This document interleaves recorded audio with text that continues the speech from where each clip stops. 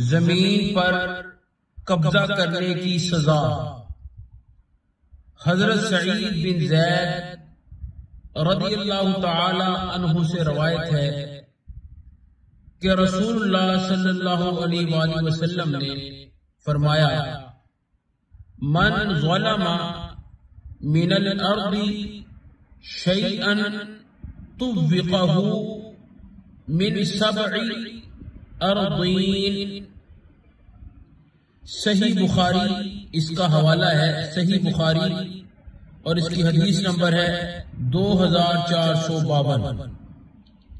جو شخص ظلم سے کسی کی زمین کا کچھ حصہ بھی چھین لے تو روز قیامت اس کے گلے میں 7 زمینوں کا طوق ڈالا جائے گا۔ اللہ تعالی ہم سب کو اس قسم کے قبضے سے محفوظ رکھے اور اپنی جناب سے، اپنی عطا سے ہم سب کو عطا فرمائے۔